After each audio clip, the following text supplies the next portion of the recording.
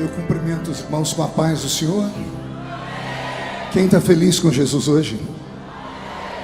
Então encontre uma pessoa bem bonita do seu lado e dê um sorriso para ela. Eu amo fazer isso. Tem gente que nem vira o pescoço. Essa é a sinceridade evangélica, né? De pé como estamos, abra sua Bíblia comigo no Evangelho segundo escreveu São João. Deus está aqui. João capítulo 14, quem encontrou diga amém. Versículo de número 16. E eu rogarei ao Pai, e Ele vos dará outro Consolador, para que fique convosco para sempre, o Espírito de verdade, que o mundo não pôde receber, porque não vê, nem o conhece. Mas vós o conheceis, porque Ele habita convosco, e estará em vós. Não vos deixarei órfãos, voltarei para vós. E a igreja diz... Coloque a Bíblia no banco, na cadeira, e pegue na mão da pessoa mais perfumada do seu lado. Aquela hora eu tentei bonito, não deu certo. Perfumado deve ter alguém aí do seu lado. Agora aperte a mão dessa criatura com carinho, até ela falar aleluia.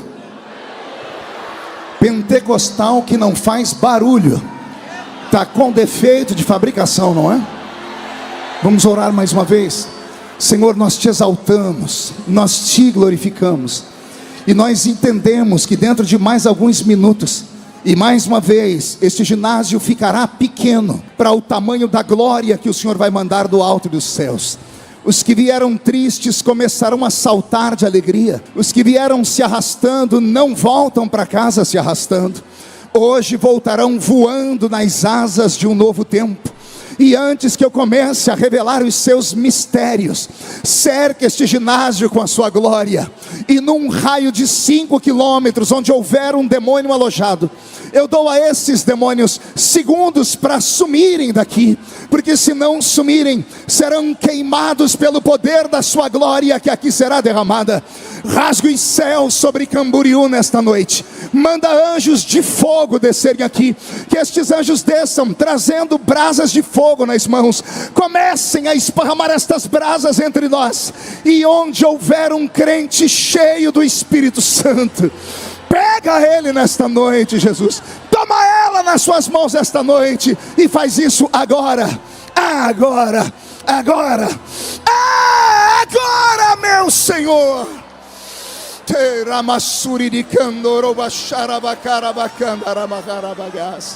Fala conosco, fica conosco. É o que eu te peço agora e sempre. E toda a igreja diz. Os que podem, tomem seu assento, aplaudindo a Jesus, porque Ele é bom, porque Ele é maravilhoso. Feliz da vida em estar hoje acompanhado por aquela que é responsável pela minha vida, pela minha família, pelo ministério que Deus me deu e pela minha vida profissional, que é a irmã Edileuza. Fica de pé, doutora Edileuza, psicóloga. Tudo que eu sou e tudo que eu tenho, Deus sabe. Eu devo a Ele e a você. Fazia tempo que eu não fazia uma declaração pública assim, então vou caprichar. Eu te amo. Mas é um amor de verdade. Não é aquele de quando a gente casou. Aquele amor de quando a gente casou, ele era mais envolvido em paixão. Hoje eu te amo de verdade. Porque nós já comemos uns 10 quilos de sal junto. Esse ano a gente completa 32 anos de casamento. E só uma mulher de Deus para suportar um ministério como aquele que Deus me deu. Eu te amo muito. Só não vou aí te dar um beijo, senão vai ficar todo mundo com ciúmes, tá? Deus te abençoe, minha filha. Ela e as minhas filhas e a minha netinha Aurora é a razão da minha vida, né? Queridos, eu quero nessa noite pregar sobre as profundezas do Espírito. Ou nas profundezas do Espírito. Eu prego nessa noite para uma igreja pentecostal, para uma igreja viva. E eu falei, Senhor, o que eu prego nessa noite? O Senhor falou para mim, filho, relembre eles. As velhas histórias da Bíblia, já que não é para ter palha, vamos ter trigo aqui. Posso ouvir um glória a Deus a igreja? João 14 sempre fez parte da minha história. Eu tenho dito isso nos últimos dias que tenho pregado. Desses últimos dias, depois que passei dos 50, é natural que o ser humano comece a olhar mais para o retrovisor do carro do que para o vidro da frente, né? A gente começa a fazer uma autoavaliação, pastor Nilton. E eu comecei a me lembrar de quando me converti, das primeiras experiências. E fui transportado para o meu primeiro culto ao ar livre. Alguém ainda lembra disso aqui? Culto ao ar livre. Um dia vão falar que isso é lenda, mas já houve culto ao ar livre. E eu me lembro que lá no culto ao ar livre, dirigido pelo irmão Olaide Gomes, um presbítero lá da minha cidade, vivo ainda, já tem quase 90 anos. O irmão Laíde, debaixo de um sol de quase 45 graus, com o microfonezinho na mão, recitou João 14. E quando ele recitou João 14, eu me emocionei. Foi uma das primeiras experiências em que eu pude me emocionar num culto. E aquilo entrou na minha cabeça e nunca mais saiu. 2 semanas depois, eu vou para o meu primeiro evangelismo pessoal. E o meu líder de mocidade, Marcos Belisário, que é pastor lá na cidade de Cravinhos, deve estar assistindo a gente. O Marcos veio e me deu um pacotinho de panfletos, aqueles folhetinhos de evangelismo, lá da Sociedade Bíblica do Brasil, eram desse tamanho assim, maior do que a Bíblia da gente. E eu me lembro que quando eu estava com o folhetinho na mão, o Marcos deu para nós um ensinamento: nunca distribua um bilhete sem antes ler.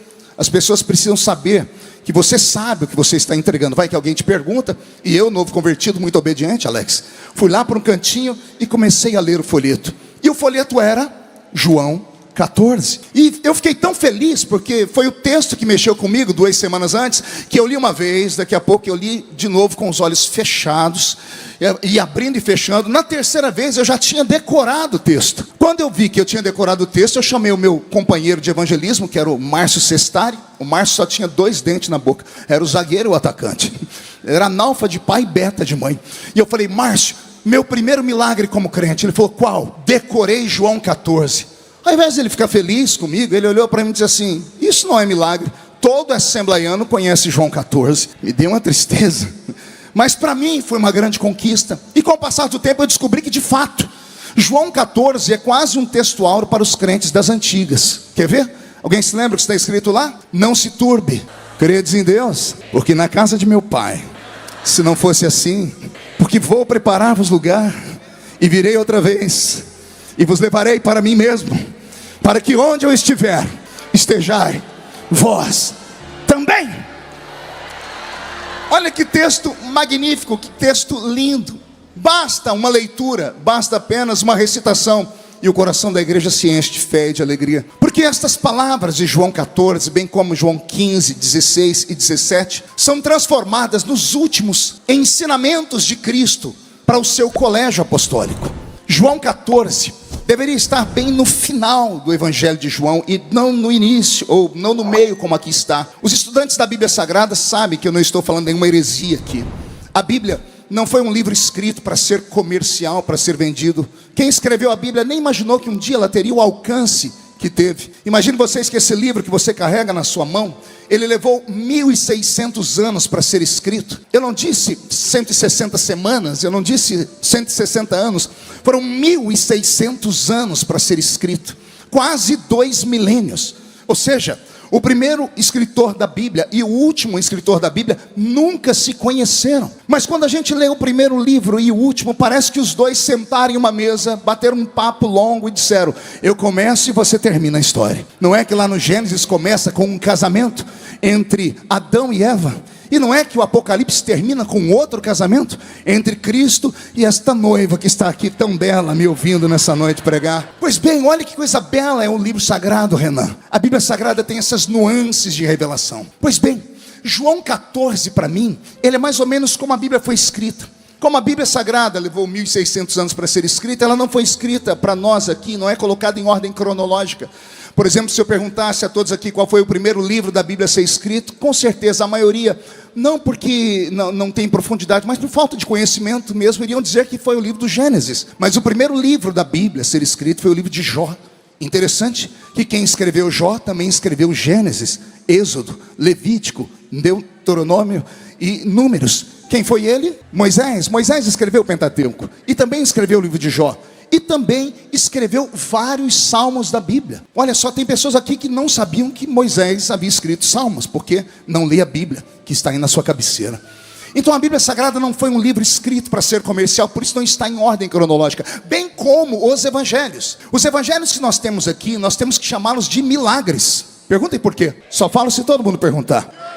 Porque esses livros foram, antes de ser colocados num papel, ditados oralmente. A tradição antiga era uma tradição oral. Nos tempos em que Cristo passou por esse mundo, mais de 95% dos judeus não tinham acesso, pastor Júnior Trovão, à leitura, não tinham acesso mal tinham acesso à comida. O Império Romano, o império mais cruel da história, oprimiu os judeus dentro da sua própria terra.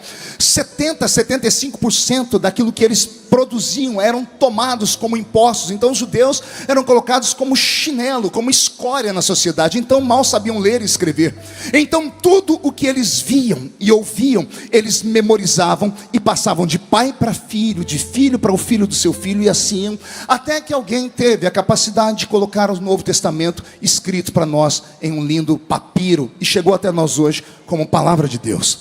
Então imagine que tudo que foi escrito aqui foi escrito através de memórias, um contando para o outro. É por isso que quando você lê os 4 evangelhos, alguém diz assim: parece que um está contradizendo o outro.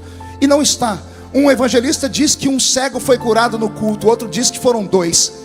Alguém está mentindo? Não. É que dependia da posição onde eles estavam no meio da cruzada. Eram cruzadas com 5.000 homens, fora mulheres e crianças. Um estava no fundo e viu um milagre, o outro estava na frente e viu outro milagre. Algum achou mais interessante isso do que aquilo. E cada um desenhou Jesus para nós de um jeito. O que importa é que temos essas escrituras e nós acreditamos que elas são vivas. Amém? Só que o capítulo 14, 15, 16 e 17, se você pegar uma Bíblia daquelas onde a Bíblia é chamada de Bíblia viva, você vai ver que quase todo o texto, 98% do texto desses 4 capítulos do Evangelho de João estão em vermelho. Ou seja, foram palavras ditas pelo próprio Jesus, palavras que saíram da boca dele, e assim foram transcritas para nós nesse lindo opúsculo que nós chamamos de Evangelho de João. Quem entendeu até aqui, diga: eu entendi. João 14, portanto, não é um texto muito alegre, é um texto triste. João 14 é um texto de despedida, é o fechamento de um ciclo. Jesus passou por essa terra por 3 anos e meio, depois dos milagres que ele fez nas bodas de Caná da Galileia. Por 3 anos e meio passou montando uma escola, um colégio apostólico. Daí o nome que davam a ele de Rabi, Rabino ou Raboni. Esses 3 nomes, Rabi, Rabino ou Raboni, têm o mesmo significado, pastor Abraão. Esses 3 nomes significam mestre ou professor. Diga comigo, professor. E a palavra discípulo significa alunos. Olha que interessante. Quem era o Rabi da Galileia? Quem era o Rabino, o Raboni da Galileia? Era um mestre, um professor ambulante. Jesus se baseou muito na escola de Aristóteles, Sócrates e Platão para levar o ensinamento ao público na rua. Naquela época só tinha acesso à informação e a ensino aqueles que tinham dinheiro. E Jesus resolveu, como mestre, como bom professor, pregar na rua. E ele ia montando as suas pregações nas ruas, e as pessoas paravam para ouvi-lo.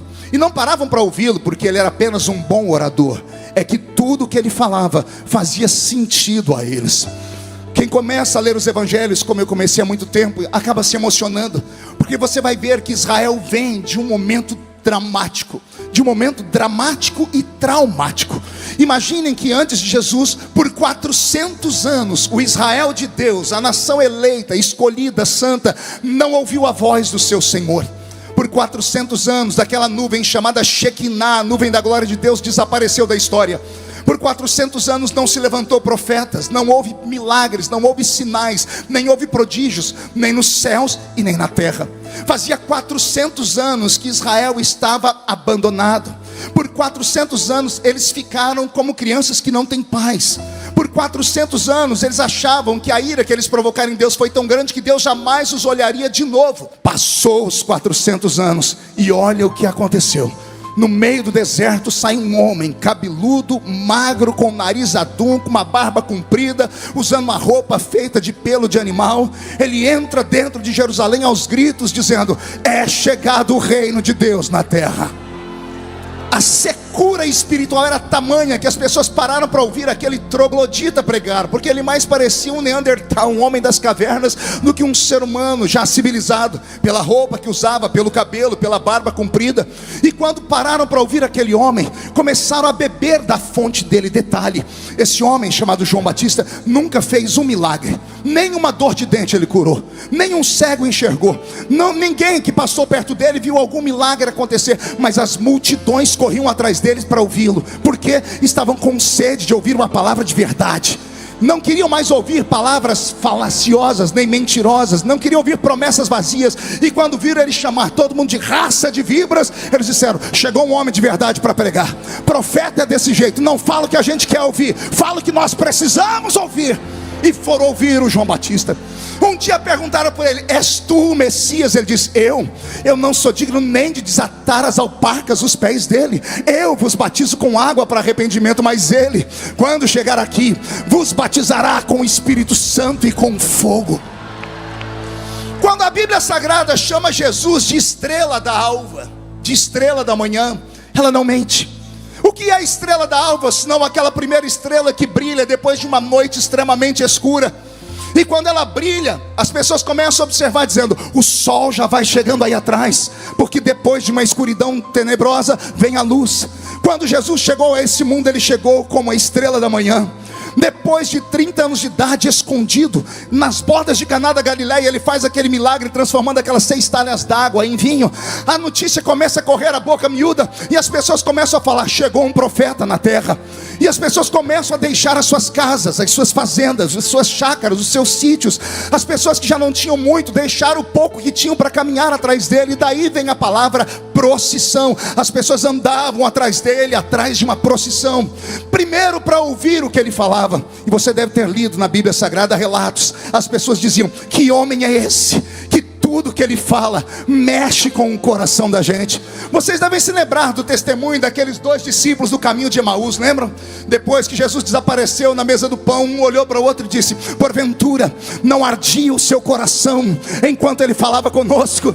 Jesus tinha esse poder. Ele não falava para os ouvidos, ele falava para o coração das pessoas. E quando ele falava para o coração das pessoas, fazia sentido e despertava a esperança. E a esperança moveu a terra da Palestina. E a escola apostólica de Jesus se tornou um sucesso. Foi a maior escola pública a céu aberto da história. Eu já li para você, ou melhor, já citei aqui, mas poderia ler, mas não temos tempo. No capítulo 5 de Mateus, Jesus está no apogeu da sua escola. Ele tem 5.000 alunos homens sentados na sua frente, fora as mulheres e as crianças. Se cada homem e uma mulher tivesse uma criança, 15.000 alunos. Quem é que poderia saber que alguém poderia ter 15.000 alunos que iriam ouvir a sua pregação sem o uso de um microfone, sem o uso de um aparelho de tecnologia? E todos ouviam atentamente o que ele falava. Jesus chegou neste ápice, nesse dia em que a escola dele atingiu este nível tão grande. Como bom professor, como diretor de uma universidade, ele fica feliz e ele resolve dar um presente para aquelas pessoas. E esse presente parece que fez mudar algo na cabeça delas. Ele resolveu naquele dia, ao invés de falar, fazer. E ele pediu pães e peixes, e trouxeram 5 pães e 2 peixinhos, e ele alimentou toda aquela multidão. Quando a multidão viu a bondade dele ser transformada em sinais, as pessoas deixaram a vida e começaram a andar atrás dele. Agora ninguém queria mais trabalhar. Ora, você acorda, vai para perto dele para beber da sua sabedoria.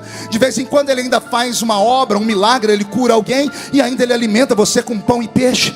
As pessoas ficaram mal acostumadas. E você vai ler nos evangelhos, leia lá João capítulo 5 e 6, você vai ver Jesus começando a dar bronca na multidão. Ele parou de pregar aquele evangelho doce que eles estavam acostumados a ouvir e começou a pegar pesado. Na medida que ele foi pegando pesado, teve um dia que as pessoas disseram: não dá para escutar ele, o sermão dele é bruto demais. Jesus foi tentar explicar que a carne dele era vida e o sangue dele era a verdadeira bebida, e que quem não participasse do corpo dele, do sangue dele, não tinha vida em si mesmo. E aqui vai um recado para os desigrejados que acreditam mesmo que vão para o céu. Essa turma mais nova que apareceu no Brasil: como é que você vai para o céu se você não está ligado no corpo? Como é que você pode ir para o céu se você não participa do corpo e do sangue? Não fui eu quem disse, foi Jesus quem disse: quem não participa do corpo e do sangue não tem vida em si mesmo, e quem não tem vida está morto. E o meu Deus não é Deus de mortos, é Deus de vivos. Então, para você que está aí segurando na onda dessas outras pessoas que não vão à igreja de jeito nenhum, porque são crentes mornos, frios, que se escandalizaram porque não tiveram a sua fé fixada em Cristo, pararam para olhar os homens, deixa eu te falar de novo: volte para o santuário. Vale até uma pergunta: alguém já viu andando pelas ruas aí da sua cidade uma perna sozinha? Você já viu uma perna saindo andando sozinha, sim ou não? Já viu uma mão andando sozinha? Só da família Addams, né, que tem lá um filme. Você já viu uma orelha andando sozinha? Um nariz andando sozinho? Alguém já viu? Já viu um coração andando sozinho? Não, né? Mas você já viu um corpo sem uma perna andando pela rua? Você já viu um corpo sem uma mão andando pela rua? Já viu um corpo sem uma orelha? Então aqui está explicado: não existe vida fora do corpo. Membro que não está no corpo está morto e precisa ressuscitar. E eu sinto muito, acredito que você está frustrado, acredito que você está magoado, acredito que você está agora me assistindo por aí, procurando defeitos na pregação, não só minha, mas de todas as pessoas que passaram por aqui, porque você está magoado. Mas eu tenho uma palavra para você. Se você me ouvir atentamente enquanto eu estiver pregando, o Espírito Santo, que já vai se manifestar aqui, vai entrar aí dentro da sua casa e vai te ressuscitar, porque eu creio no poder da ressurreição. Se alguém crê, dê mais um grito de glória a Deus, por favor, comigo.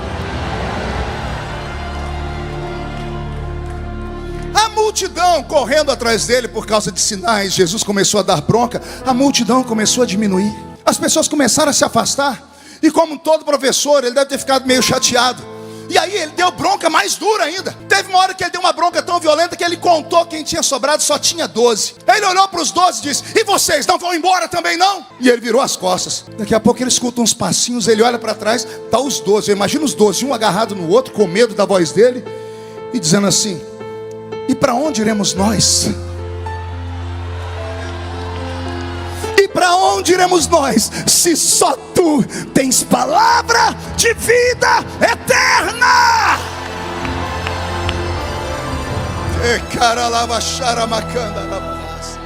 Olha que coisa bela. Eles revelaram para Jesus que não estavam atrás dele por causa de milagres. Eles não disseram: para onde iremos nós se só tu faz milagres? Eles não disseram: para onde iremos nós se só tu tens pão e peixe? Não. Eles disseram: para onde iremos nós se só tu tens palavra? E não é de forçação de barra para a terra. Não é palavra de que você vai vencer, vai chegar lá, vai pisar, vai voar, vai conquistar, vai casar, vai ficar rico, milionário, vai acertar na Mega Sena. Não! Só tu tens palavra de vida eterna. Só tu falas do céu de uma maneira tão forte que toca o nosso coração. Jesus se alegrou. Jesus trouxe esses 12 para perto dele, colocou os 12 debaixo das suas asas e passou a manter um nível de intimidade e comunhão com eles, como ele nunca antes teve com ninguém. Agora que eles caminham com ele mais um pouco, Jesus se revela a eles como um ser humano. E eles já conheciam o seu lado divino, e eles se apaixonam por ele, pelo seu lado humano e pelo seu lado divino. E nasce uma comunhão. E a comunhão foi tão forte, foi tão linda, que o dia que Jesus falou: eu estou indo embora, porque a minha escola, eu já vou fechar ela, porque eu cumpri a minha missão. Eu tive 15 mil e me sobraram só 12. Mas os 12 vão ser o suficiente para virar esse mundo de cabeça para baixo. Eu apostei tudo que eu tinha em vocês, vocês se tornaram meus alunos. E hoje, aqui em João 14, é o capítulo da formatura. É o dia final. Imagine você no último dia da faculdade, no último dia da escola. É aqui, João 14. Jesus dizendo: vocês ficaram comigo 3 anos e meio, quase o período de uma faculdade. Uma faculdade normal são 4 anos. Depois desses 3 anos e meio comigo, vocês se formaram com louvores. E eu estou dizendo para vocês que a partir de agora vocês não precisam mais de mim, porque eu vou embora daqui. Eu vou para a casa do meu pai. E quando Jesus diz que vai para a casa do pai dele, os olhos deles lacrimejam. E eu imagino Jesus dizendo assim para eles: calma, calma, eu vou, mas eu volto. Não se turbe o vosso coração. Credes em Deus, credes também em mim, porque lá na casa do meu pai tem muitas moradas. Eu vou lá, vou preparar lugar para vocês. Depois eu volto aqui, pego vocês e vocês vão viver comigo para sempre. Eu esperava um grito como esse dos discípulos, mas eles não deram. Eles olharam para ele e ficaram ali, choramingando. Jesus, para entender os discípulos, teve que entrar na mente deles, Renan. Daniel, Jesus teve que ir na mente deles para tentar entender, porque eles estão tristes. É o dia da formatura, é um dia de felicidade. Lembra do dia que você se formou? Lembra do dia de alegria? Só é meio triste porque você vai ficar longe dos seus amigos, mas tirando isso, é uma alegria. Você vai para uma nova etapa na sua vida. Era o dia da formatura, pastor Júnior Trovão. Era o dia de felicidade, mas eles estão tristes. Então Jesus, pastor Gilmar, entra na mente deles para tentar entender o motivo da tristeza. E aí ele começa a dizer: já sei, eles vão sentir falta dos sinais, dos momentos gloriosos. E aí ele, como professor, fala uma coisa que eu só posso falar que está escrito, senão alguém vai falar que é heresia. Imagine ele, o mestre, falar para um aluno: o meu sonho, aluno, é que você seja melhor do que eu, que sou mestre. Mas o mestre aqui é Jesus. Como pode um discípulo ser melhor do que o mestre? Não fui eu que falei, foi Jesus quem disse: vocês farão as obras que eu faço. Eu amo crente inteligente, vou falar de novo. Vocês farão as obras que eu faço, mas vocês farão outras maiores do que aquela que eu faço. Quer pensar comigo? Quer filosofar comigo? Jesus um dia chegou em Betânia, foi num cemitério e arrancou um morto de 4 dias de dentro da tumba. Estava podre e cheirando mal. E ele disse: sai para fora. E o morto saiu curado, sem nenhum cheiro mal. Aí Jesus disse para os seus alunos: estão vendo? Eu tirei esse morto de 4 dias, mas vocês farão obras maiores do que essa. Não, você não entendeu ainda. Jesus curou um paralítico. Aí ele disse para ele: vocês viram eu curar o paralítico? Vocês farão obras maiores do que essa. Não, você ainda não entendeu. Vocês viram eu curar o cego, vocês curarão cegos mais do que eu. Mas tem um milagre que ele deixou para nós fazermos, que esse é de arrancar tatu da toca e sabiá do toco. Pergunte qual? Ele disse assim: tudo que vocês perdoarem na terra será perdoado no céu. Você já meditou nisso alguma vez? Porque esse poder foi dado a você e a mim. Você já pensou nisso alguma vez? Você, ser humano, o mais fraco crente aqui dentro. Imagine o mais fraco aqui, aquele crente Raimundo, um pé na igreja e um no mundo. Aquele crente que você não quer que seja amigo do seu filho, da sua filha. Aquele que os pastores oram para sair da igreja deles. Aquele, esse aí, ele tem o nome dele escrito no livro da vida, com todos os seus defeitos.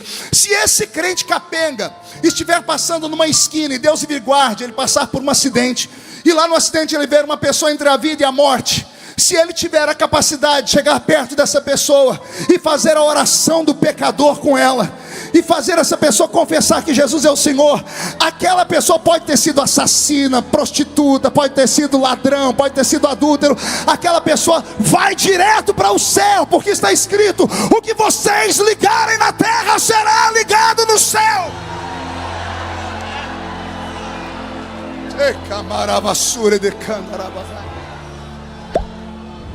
Depois de dizer a eles essas palavras: vocês farão obras maiores do que as que eu fiz, era para eles ficarem felizes, Lorinaldo. Sim ou não? Mas eles ainda não ficaram felizes. Para entender o sentimento dos discípulos, eu fechei os meus olhos, eu, Marco Feliciano, e me coloquei entre eles, e tentei viver a vida deles por 3 anos e meio. No final, pastor Nilton, até eu estava chorando. Imagine você amar uma pessoa, e de repente essa pessoa será arrancada de você. Imagine você amar muito uma pessoa, mas muito, e essa pessoa chegar em você e falar assim: infelizmente, eu preciso mudar de país. Quanto isso acontece muito com famílias de missionários. Eu vou embora daqui. Ou você que perdeu alguém que você amava muito. A dor da separação, quando há um amor verdadeiro, ele chega a machucar. Os discípulos de Jesus passaram 3 anos e meio da seguinte forma: dormiam com ele, tomavam café da manhã com ele, almoçavam com ele, jantavam com ele, dormiam ao lado dele, faziam vigília à noite com ele, faziam cruzadas com ele, andavam de barco com ele, preparavam comida com ele, viram ele lavar os seus pés, ele dava ensinamentos. 3 anos e meio dessa ligação, 3 anos e meio. Aí de repente você acorda ali no café da manhã, ele abre um sorriso e diz assim: meninos, tem uma notícia para vocês. Hoje é o dia da formatura. A escola vai fechar, porque a partir de agora vocês vão montar 12 escolas. Cada um de vocês será um mestre em Israel. Cada um de vocês será um rabino. Cada um de vocês será um rabi. Cada um de vocês será um raboni. Cada um de vocês será um apóstolo. Vocês vão dar sequência. Lembram quando eu cheguei aqui, o que eu falei para vocês? É chegado o reino de Deus entre vós. Agora eu posso ir embora, sabe por quê? Porque o reino de Deus está dentro de vocês agora. Ah não, você não entendeu, eu vou falar de novo. Quando chegou, disse: o reino de Deus está chegando. Agora Jesus diz: posso ir embora, porque o reino que eu trouxe está dentro de cada um de vocês. Onde vocês forem, o reino irá com vocês. A sua sombra será o reino, a sua voz será o reino, o seu olhar será o reino, o seu toque será o reino. Onde a planta do seu pé pisar, ficará um reino. Era para serem felizes, mas eles não estão. Eles permanecem tristes. E aí Jesus, lendo o mais profundo da alma deles, descobriu o motivo. Eles não queriam que ele fosse embora, porque eles não queriam ficar longe dele. Eles já não se importavam mais com milagres. Eles já não se importavam mais com sinais. Eles se importavam com a presença dele. Ah, Jesus. Deixa eu falar só com um crente agora. Quando a gente é novo convertido, a gente se arrasta para a igreja atrás de sinais. Quando alguém fala, Jesus está em cima da árvore, a gente sobe em cima da árvore. Eu já contei nesse púlpito aqui que uma vez, novo convertido, eu escrevi uma carta para Deus. Subi em cima de uma mangueira e amarrei a árvore lá no alto da mangueira. No dia seguinte eu fui procurar, a carta não estava lá, eu falei, pronto, um anjo levou. 3 semanas depois eu encontrei a carta dentro do bueiro, perto da minha casa. O vento tinha jogado ela lá. Mas eu era novo crente. Quando você é novo convertido, você se apega a sinais, se apega a pessoas, você se apega a ritmos, a dogmas, você se apega a placa de igreja. Mas quando você chega numa fase da vida como a que eu cheguei, com 50 anos de idade, você não se importa mais com gritos, com pulos, com barulhos, com sinais. Você só se importa em saber se a presença dele está na reunião. Não, você não entendeu ainda, eu vou tentar melhorar.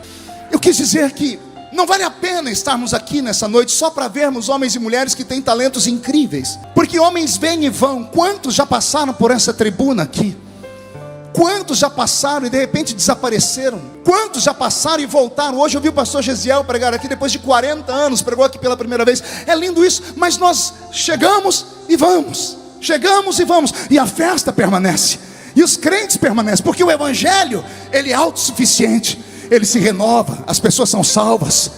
O que vale mesmo estar aqui nesta noite? É claro que eu vou ficar feliz se ele batizar com o Espírito Santo. É claro, Jesus, que eu vou me deliciar se eu ver um paralítico andar. Mas se nada disso acontecer, eu já estou muito feliz.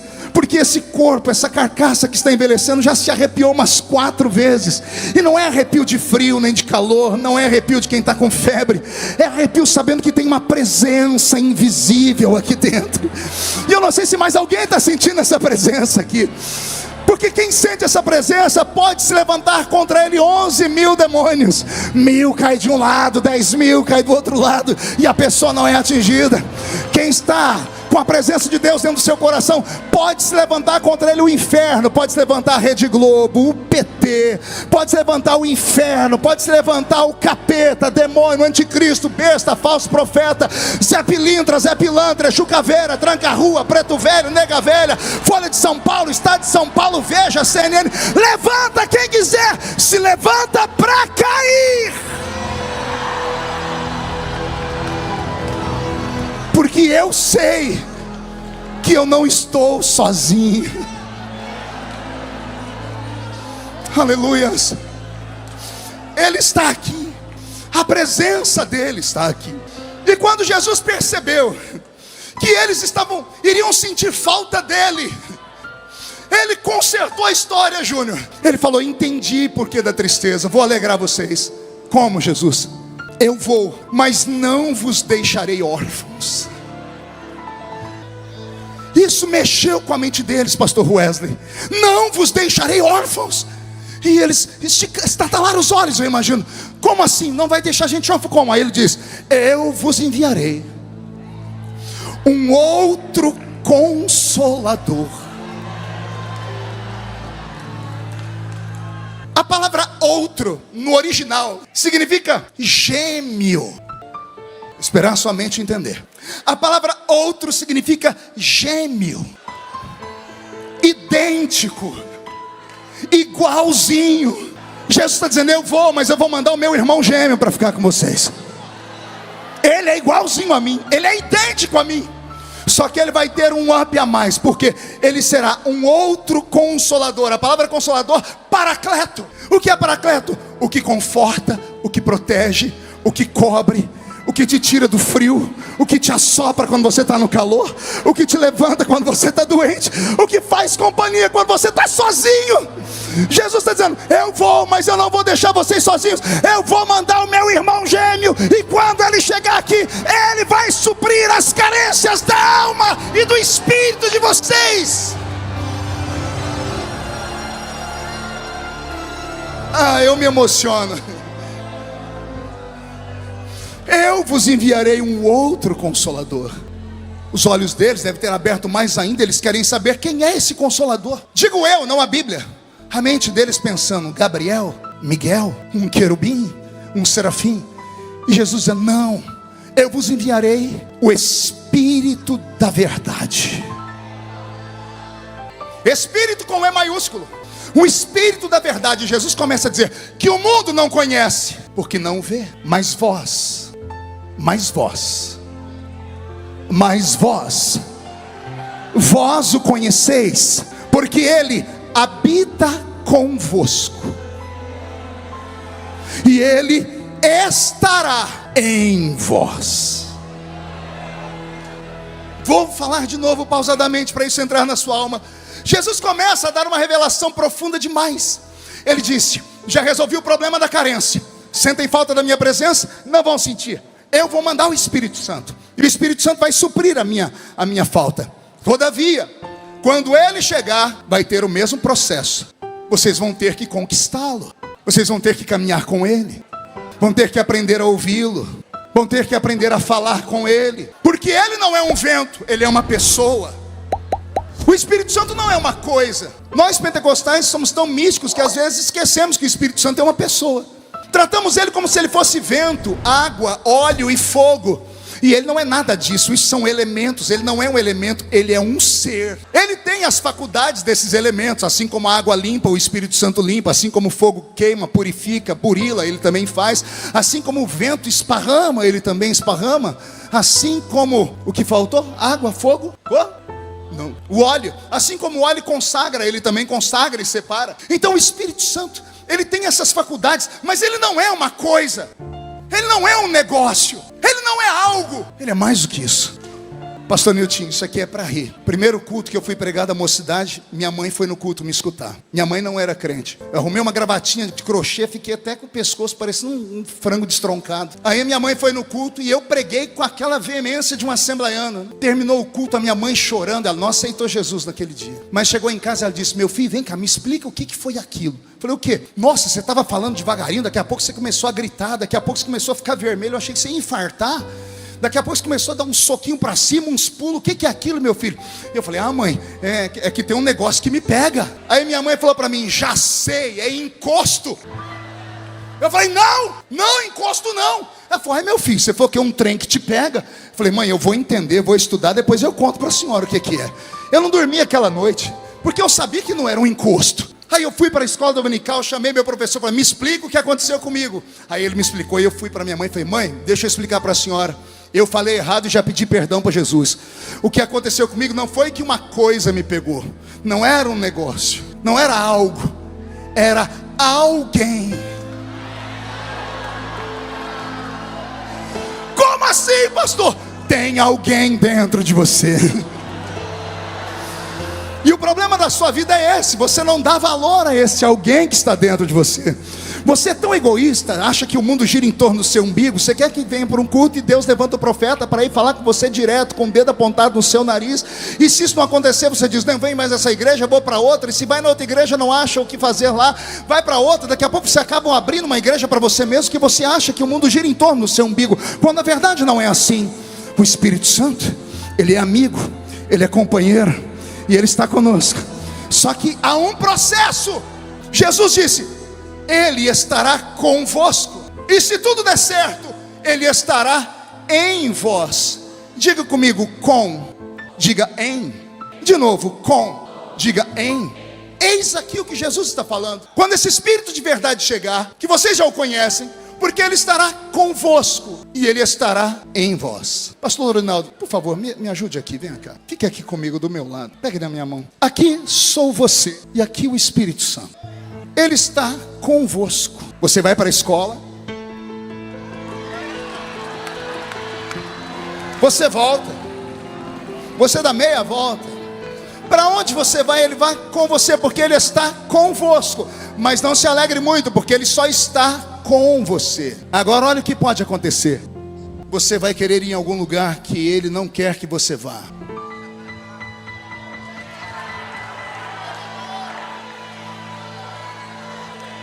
Porque ele está com você. Quando ele está com você, ele tenta te convencer do pecado, da justiça e do juízo. Mas como ele só está com você, depois de muitas tentativas falando no seu ouvido: não vai, não vai, não vai, chega uma hora que ele não pode mais burlar uma lei que Deus estabeleceu, que é a lei do livre-arbítrio. Vai chegar uma hora que você vai, e ele fica entristecido. E a Bíblia diz: não entristeçais o Espírito Santo. Por que isso acontece? Porque ele não está em você ainda, ele está com você. Muito obrigado, Lorinaldo. Como ele só está com você, você precisa conquistá-lo. Como é que eu conquisto o Espírito Santo, pastor? Adorando. Porque é ele que faz Jesus ser real para nós. O Espírito Santo é tão lindo, pastor Zilmar, que ele não faz questão da gente ficar no culto dizendo glória ao Espírito Santo, glória ao Espírito Santo. Ele não se importa com isso. É ele que fica dizendo para você: dê glória a Jesus, dê glória a Jesus. Reconheça Jesus, reconheça o Eterno, reconheça como seu Salvador, diga que ele está aqui. É o Espírito Santo que agora está se movendo entre nós aqui. Eu estou olhando aqui no meio da multidão e não é que eu encontrei o dedo ali. Leonildo, fica de pé, Leonildo. Aquele moço ali, vê se a câmera tenta pegar ele. Consegue pegar aquele moço ali? Aquele moço ali, pastor Nilton, me batia toda semana. Quando eu era do mundo, a gente ia para um clube na minha cidade chamado CREL, Clube Recreativo de Esportes de Orlândia. Ele era capoeirista, ele batia umas 30 pessoas. Até que trocou tiro com a polícia e ficou numa cadeira de rodas. Na cadeira de rodas ele foi procurar a gente na igreja, nós oramos, Jesus salvou o Leonildo. E agora quem bate nele todo domingo sou eu, porque é minha ovelha, eu lasco a pau nele. É isso, é o Espírito Santo que faz isso, Leonildo. Foi ele que foi lá naquela vila onde a gente morava, onde as pessoas achavam que não ia sair nada de bom de lá. E olha onde Deus nos colocou. O Espírito Santo está com você, está comigo, ele está aqui nessa noite. Essa presença que está aí do seu lado, esse arrepio que sobe pela sua coluna, não é a voz melodiosa do pregador, não é a música bonita do Roberto, é ele. Sinta a presença dele por 30 segundos, adore a Jesus, fale com o Espírito Santo. Se tiver alguém batizado com o Espírito Santo, que tal agora orarmos em línguas estranhas? Ele está no nosso meio.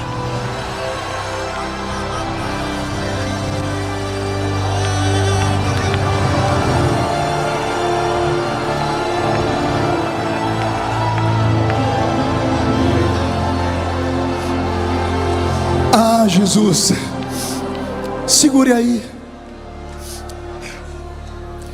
Ele estará convosco. Essa presença latente, nós não podemos perdê-la jamais. Há uma grande diferença entre ele estar conosco e estar em nós. Tem alguma criança aqui no púlpito? Um menino? Você, garoto, você pode vir me ajudar? Vem cá, você. Vocês já vão entender porque eu chamei ele. E não vão rir não, viu? Pega aqui na minha mão. Esse aqui é o Espírito Santo. E esse aqui sou você. Suponhamos que depois de andarem juntos, orarem juntos, cantarem juntos, sentirem Jesus juntos, vocês fizeram uma amizade incrível. Aí nesse dia, ele não mais vai estar conosco. Aí ele vai estar em nós. Aí é mais ou menos assim, ó.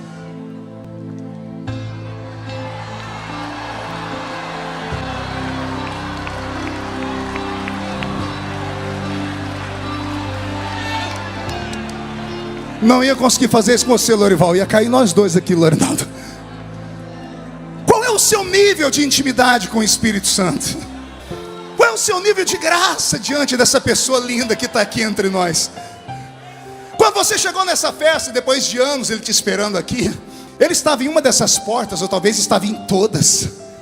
Quando você passou por ele, eu imagino ele como uma criança fazendo assim com as mãos, ansioso, dizendo: quem sabe é hoje, quem sabe é hoje. O que faz o ministério ser prodigioso, ser profícuo, ser longevo? Não é a eloquência do pregador, não é a performance dele em uma tribuna. É muito mais do que isso. É a presença. É a presença. Desde que eu me entendo por gente, me apresentaram um evangelho pentecostal de verdade, e os irmãos que me ensinaram a fé me falaram sobre o Espírito Santo, e eu não tinha profundidade nenhuma, mas eu disse: ele existe, eu quero. E eu me envolvi com ele. Com 2 meses na igreja eu já falava em línguas estranhas. Aí experimentei o dom da profecia. Aí recebi a palavra do conhecimento. E todos os dons que ele traz no seu arcabouço, eu pude desfrutar na medida que eu consegui conquistá-lo e convencê-lo. Ele não mudou. A igreja é quem mudou. Nossos cultos mudaram. Não estou falando de igreja cor clara, cor escura, luzes, não, nada disso, porque isso para mim é fichinha. Jesus, quando questionaram a ele onde é que adora, se é em cima ou embaixo, ele diz: não importa, o que importa é que você adore em espírito e em verdade. Não podemos ficar jogando pedra nas pessoas, cada um adora como sente. Agora o que importa não é onde adorar, é em como adorar. Está faltando Espírito Santo nos cultos. Diferença da geração passada para essa nova: a geração raiz para a geração Nutella. Digo isso com muito respeito. É simples. A nossa geração não tinha muitas opções. A nossa geração tinha 3 lugares para ir: igreja, trabalho e casa. Aí nossos pais oraram muito e Jesus deu um 4º lugar para a gente ir: escola. Aí a escola fez alguns dos nossos ficarem inteligentes e começaram a se tornar microempresários, empresários. E aí saímos dos trilhos. Porque como só tínhamos 3 lugares para ir, e em todos os lugares nós éramos oprimidos, inclusive na igreja, porque tinha os irmãos que perseguiam a gente também, a gente levava uma vida de vigilância. Eu não tenho memórias na minha mente, eu indo para um shopping center na minha infância, eu indo a um show, gospel, eu não consigo me lembrar eu indo a um cinema, eu indo a um campo de bola. Toda a memória que eu tenho sou eu estando na igreja. Igrejeiro, eu ia na igreja de segunda a segunda, eu ia no ensaio do círculo de oração, que as irmãs de oração oravam 1 hora antes, ajoelhada, lá estava a gente. A gente só bebia dessa fonte, a gente só lia a Bíblia, a gente só ouvia pastores e pregadores. A gente ia para casa dos amigos para escutar fitinha cassete. Eu colocava a fitinha cassete do pastor Takayama e eu escutava a voz daquele japonês, que voz linda, aquela língua estranha dele. Eu decorei a língua estranha dele. Quando eu vi pela primeira vez o pastor Gilmar Santos pregar aqui nesse púlpito, eu falei: meu Deus, enlouqueci. Falei: o homem parece um locutor de rodeio. Quando eu vi Gesiel Gomes, Napoleão disse: pronto, acabou, não tem espaço para mim, porque esses homens são únicos. Nós tínhamos referência. Os cantores que cantavam nesse púlpito nos levavam até o céu, bem pertinho dele, ou às vezes atravessávamos até o céu. Irmãos Viana, quantas cidades do Paraná nós fizemos juntos dentro de uma van? 100 cidades pregando de manhã, de tarde, de noite. Era batismo com o Espírito Santo de manhã, de tarde, de noite. O que aconteceu? Quem mudou? A igreja mudou, Jesus mudou, nós mudamos. Aconteceu alguma coisa que nós nos perdemos, porque nós não estamos sentindo mais falta da presença. Na ausência dos barulhos, trouxemos as palmas. Na ausência do barulho pentecostal, trouxemos os instrumentos. E eles, cada um deles com barulho mais extravagante do que os outros. Começamos a nos adaptar, e não que isso seja errado. O mundo evolui, a igreja tem que evoluir também. Se é para fazer bem, marketing, isso não faz mal a ninguém. Pode ir. Nós não podemos perder a essência. Que essência? De sermos pentecostais. Às vezes eu estou num lugar, eu estou com uma adoração mais extravagante. Às vezes é uma reunião lá, alguém me fala: o senhor é deputado. Eu falei: e daí? Não, mas o senhor é deputado. Eu falei: e daí? Aí a pessoa enche as minhas paciências e diz: como é que você acha que eu me tornei deputado? Me tornei deputado pulando e gritando, falando em línguas estranhas, porque quem vota em mim é os crentes. Você quer tomar de mim aquilo de onde eu vim? Não pode se esquecer a sua origem. Não pode esquecer as suas raízes. As raízes desses pentecostais que estão aqui me ouvindo, você pode não acreditar, mas tem um canela de fogo do seu lado aí. Tem alguém aí que já subiu um monte, que já rodou, que já pulou. Ei, deixa o menino rodar!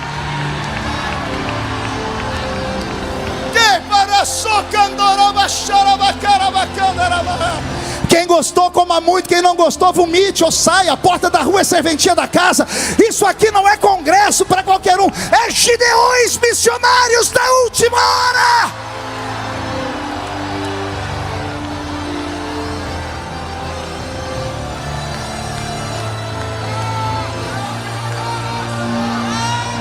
E a caradora baixia que andorou uma serra barada catarala vassoura bacala baixada. É a presença dele.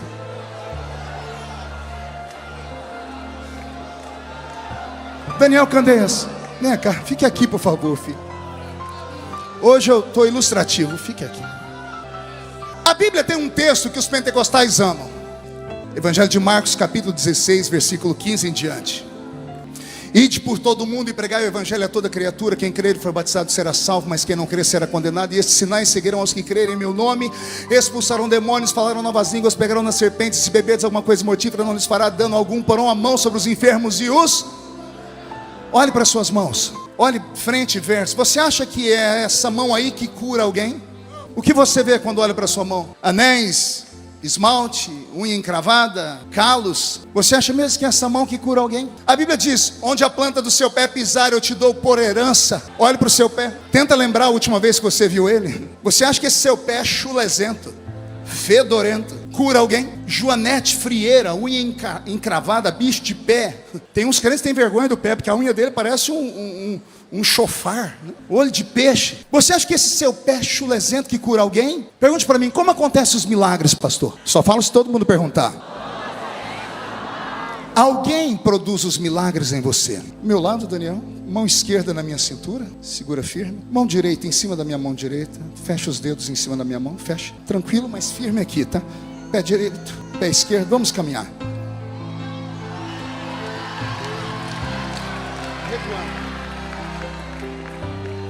Andando.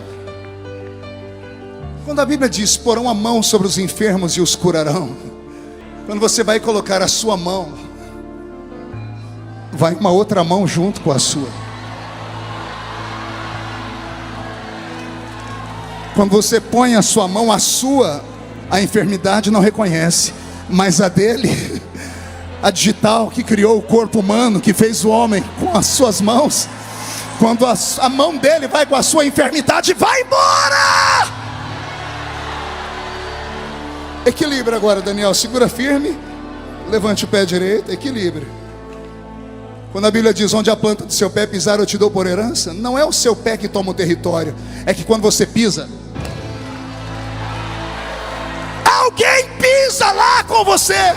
Quando você vai expulsar os demônios, quando você aponta o dedo para os demônios, não é o seu dedo que eles respeitam, é que tem um outro dedo dentro do seu. Quando você olha firme, não são os seus olhos que o diabo teme, é os olhos de quem está ali. Quando você fala, não é você que fala, é ele que fala através de você por inspiração. E por isso a igreja vai ao céu e volta à presença dele.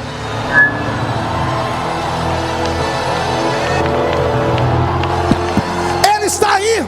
Ele está aí, você está sentindo a presença dele aí? Levante a mão direita para o céu comigo, por favor. Chacoalhe a sua mão.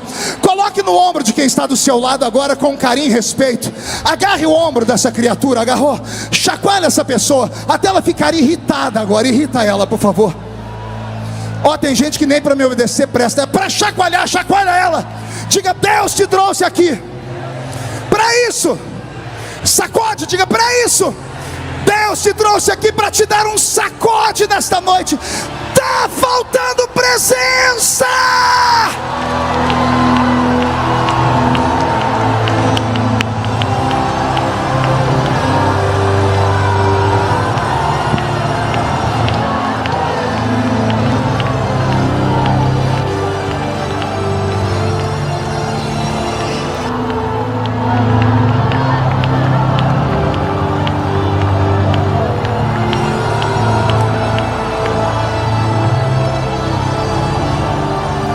Ah, meu Deus. Deva sui anki andorou tereves-negi amara vasei aralavaka. Terloin telo mantre vele suri di candorou aisnaravagi avasema. Prenai ternai ai sui atori gimives. Merloi andre vele cantururi habarashara garabada. Renan,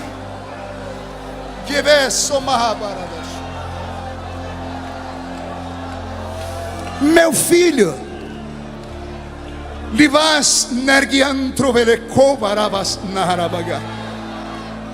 na força e na unção que te levantei, o inferno todo se apavorou.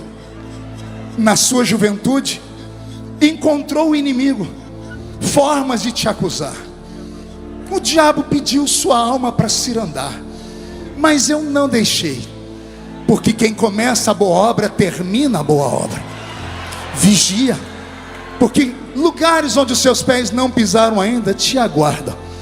Se permaneceres fiel e não se afastares da minha presença, a tua voz será ouvida em lugares que você jamais imaginou chegar.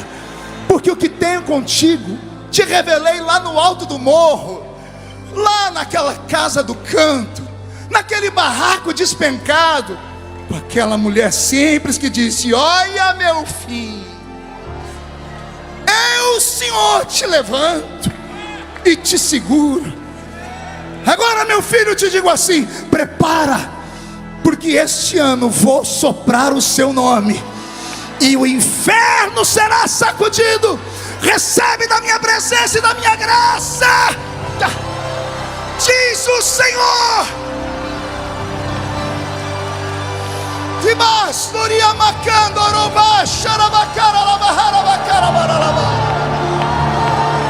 A presença está aqui. Recebe, recebe, recebe, recebe, recebe. Senhor, onde estão os adoradores? Onde estão os pentecostais, os gideões missionários da última hora? Pega ele, pega ela, pega, pega, pega.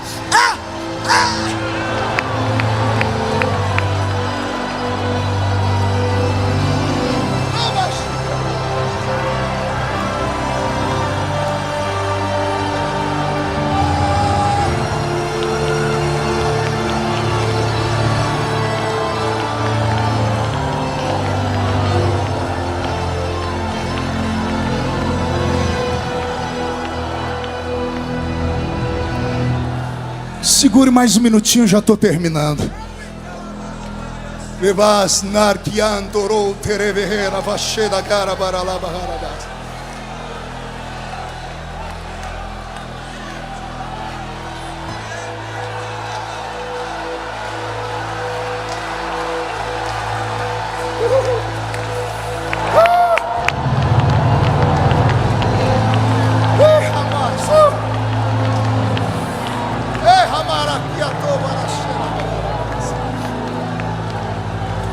Sente um minutinho.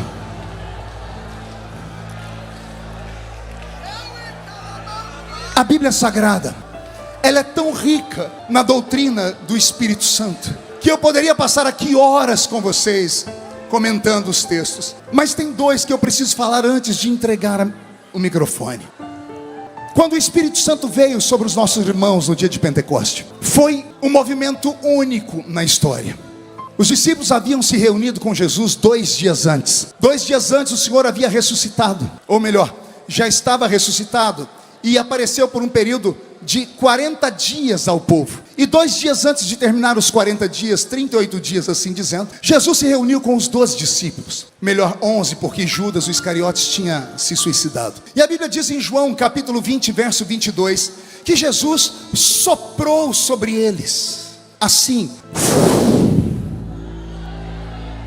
e disse: recebei o Espírito Santo.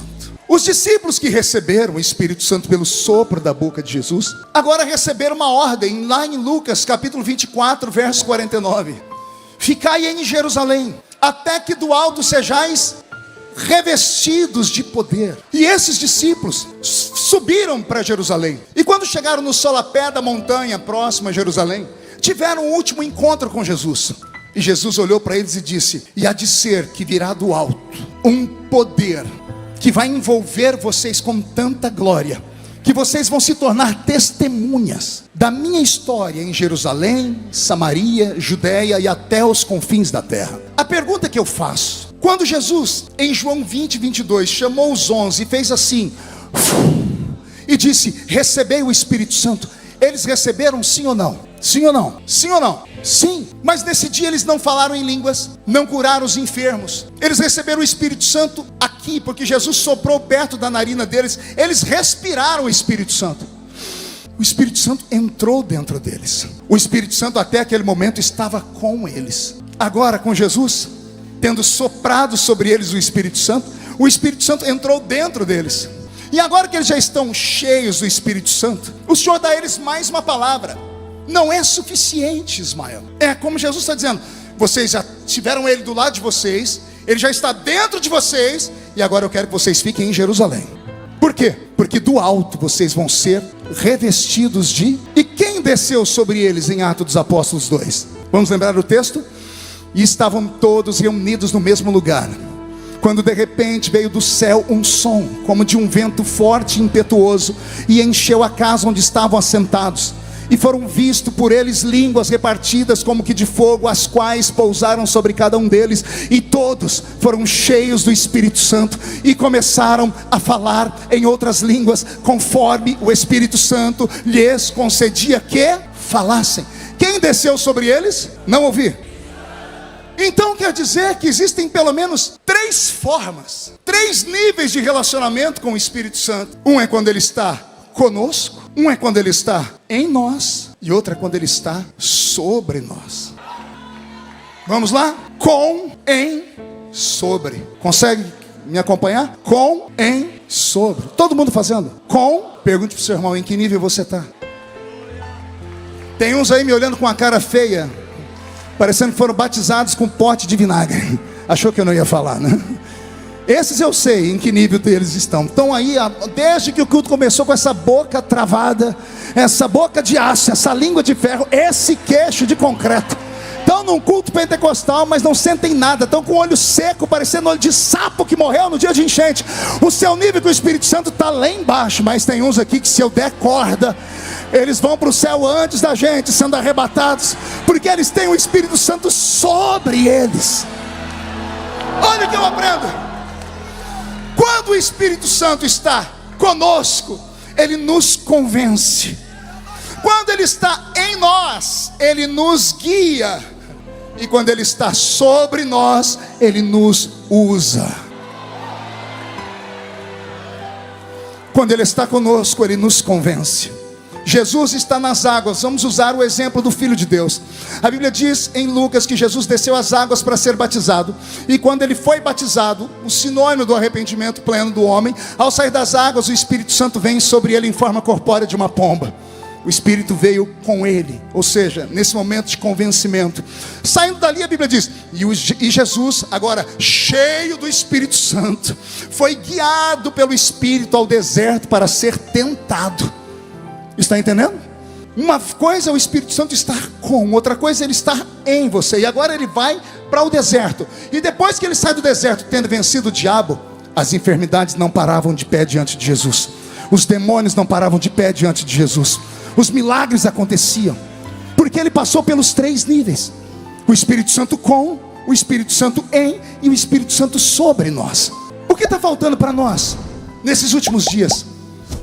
É até louco o que eu vou falar aqui, mas há um conflito de 2 textos da Bíblia que eu queria ajuda aqui dos universitários. Em Joel capítulo 2, 28, o texto áureo dos pentecostais, lá está escrito assim: e há de ser que nos últimos dias, diz o Senhor, derramarei o meu Espírito sobre toda a carne. O meu Espírito. Em Atos 2:17, quando Pedro vai recitar o texto, ele muda a preposição. Ele diz, e há de ser que nos últimos dias, diz o Senhor, derramarei do meu Espírito.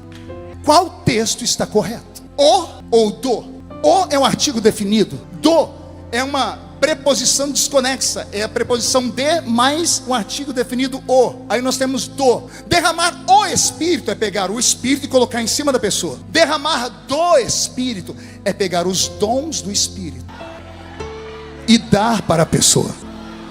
Nós temos esse problema de concordância verbal. Eu procurei em 60 Bíblias. Se eu estiver errado, pode me corrigir. Mas parece que a língua grega ela é mais profunda. É como o Senhor estava falando. O Senhor não queria dizer que toda a carne vai receber o Espírito Santo. Imagina um bebum recebendo o Espírito Santo. Imagina um assassino recebendo o Espírito Santo. Imagina um devasso recebendo o Espírito Santo. Eles não podem receber o Espírito Santo, mas podem receber do Espírito Santo, porque é uma condição deixada para os últimos dias. E aqui vai uma pancada, pergunte qual. Muitos crentes estão indo direto para o cenáculo e não passaram pelo Calvário. Só existe uma maneira de você ter o caráter cristão transformado, não é em Pentecoste, é no Gólgota, é na cruz. É a cruz que santifica. Na cruz morremos com Ele, na cruz renascemos, nasce um novo homem com Ele. Somente um homem renascido de novo pode receber o Espírito Santo na sua plenitude. Daí você vai começar a entender porque tem tantos charlatões que operam com milagres, mas não tem vida com Deus nenhuma. Vou falar de novo, nós vivemos uma era agora de um monte de gente que só revela. E eu não é errado, eu conheço o dom de revelação. Mas quando você conhece a vida da pessoa, você fala, como é que pode essa pessoa ter uma vida porca dessa e revelar desse jeito? Aí Jesus falou comigo, é os últimos dias. derramarei do meu espírito sobre toda a carne. A pessoa busca, recebe, mas isso não quer dizer que eu conheça ela. Eu falei, por quê? Porque está escrito também, naqueles dias dirão, mas eu profetizei no seu nome, mas eu curei no seu nome, mas eu fiz milagre no seu nome. Jesus vai dizer, eu não te conheço. Você recebeu do Espírito, mas não recebeu o Espírito. Porque quem recebeu o Espírito não pratica mais o pecado, não pratica mais a iniquidade. Quem recebeu o Espírito não fuma, não bebe, não corre atrás de outra mulher. Quem recebeu o Espírito Santo ainda é crente de verdade. Quem recebeu o Espírito Santo tem vergonha de mostrar suas vergonhas pela rua. Quem recebeu o Espírito Santo não vem para a igreja parecendo uma mulher devassa, um homem devasso. Quem recebeu o Espírito Santo não transforma a igreja numa passarela de modas. Quem recebeu o Espírito Santo tem respeito com as coisas sagradas.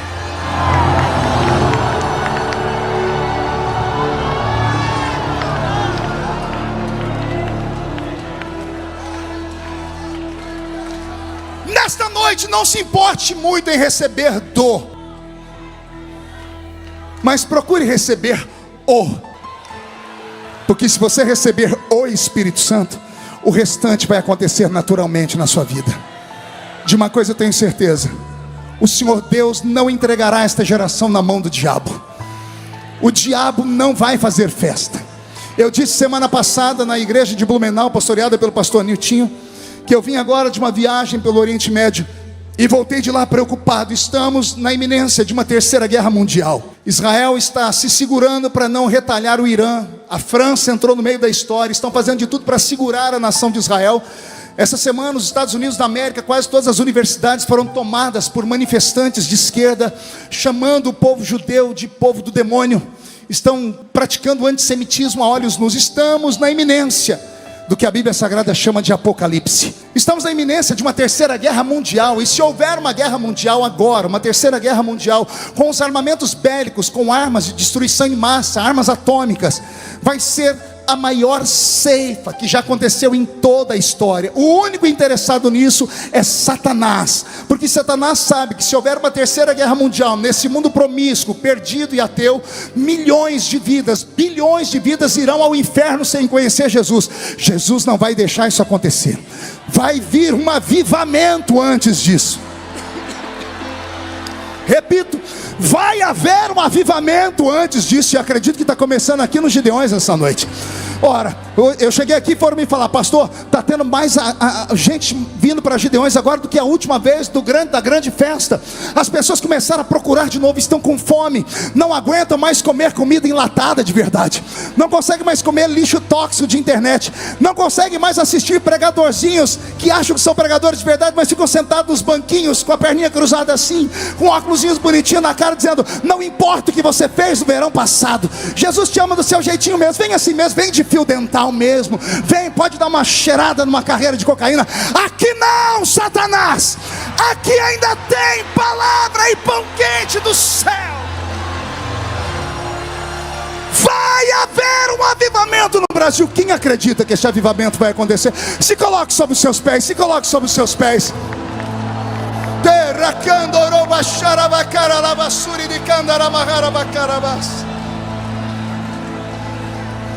Feche seus olhos e pegue na mão de quem está do seu lado esquerdo e direito. Amém? Para terminar, murche a barriga e estufe o peito.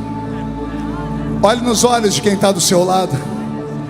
Se o olho da criatura não estiver vermelho, enfie o dedo no olho dela e diga: o Espírito Santo é o penhor da nossa salvação. Ele é seu amigo e Ele está em você. Tudo isso porque nessa noite quem operou aqui, Roberto, foi Jeová Jiré, o Deus da providência. E como profeta desta noite, eu termino dizendo que tudo que você veio buscar nessa festa, o Senhor está te entregando. Tudo que estava faltando não vai faltar mais.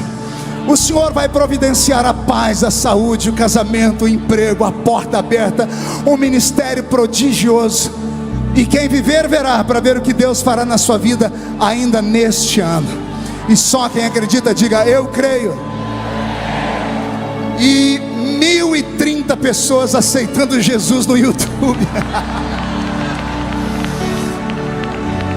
Isso aqui é um recado para aqueles que não acreditavam nessa festa. Todos os dias eu sou obrigado a responder por onde passo. E a festa lá acabou? Eu digo, acabou de começar. A glória da última casa será maior do que a glória da primeira. Valeu, Gideões! Amanhã de manhã, amanhã missionária. Eu espero vocês aqui.